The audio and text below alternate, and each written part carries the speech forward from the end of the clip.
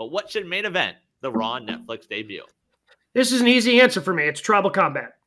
Tribal Combat is the main event. Roman Reigns is your biggest star. He's the one who main events things.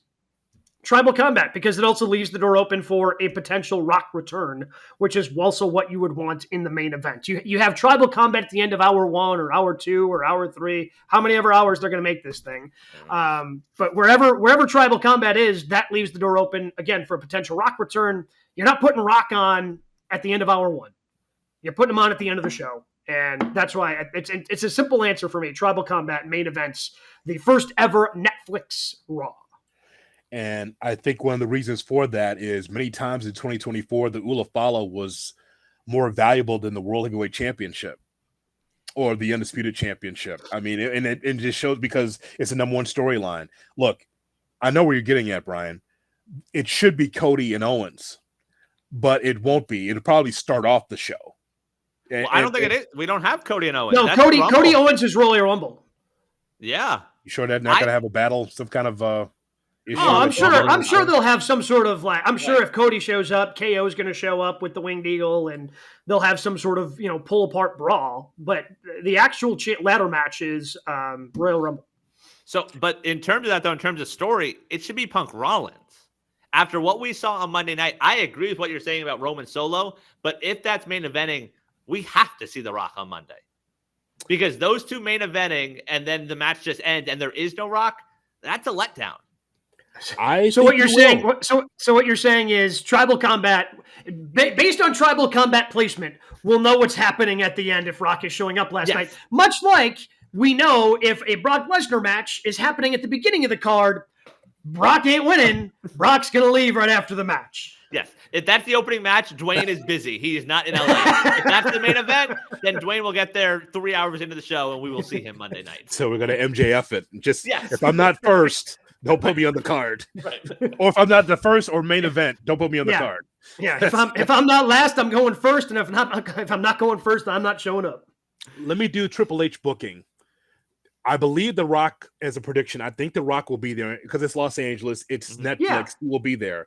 The Triple H booking is that Roman beats Solo for the Ulafala, and then there's Rock either coming into the ring or is going to be on the ramp, and then we fade to black, and then you decide, which side Rock is on. I think that's how that works. I'm fine with that. Yeah, I think so. And that's the end. I'm not fine with that.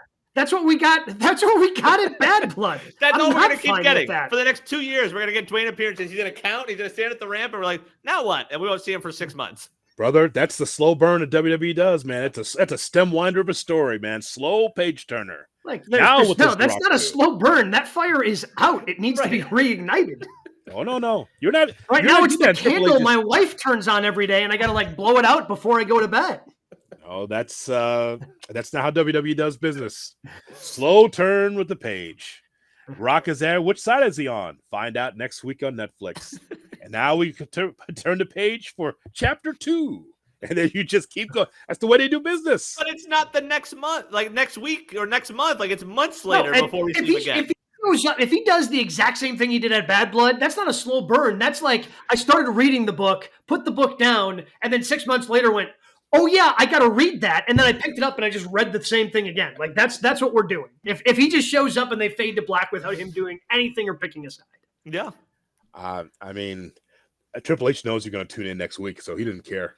He knows he's tuning in regardless. Yes. Well, I'm just saying, you're talking about what you want, but I've been watching this product for a year. I know what he's doing.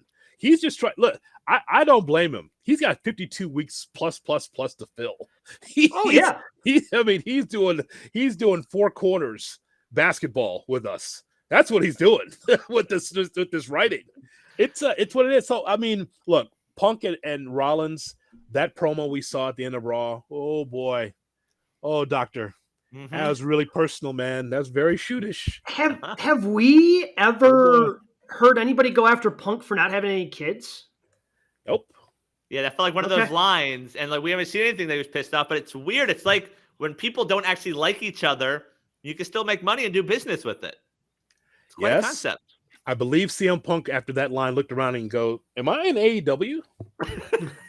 Is that Hangman Page? It's like, is that Eddie Kingston that just threw that line at me?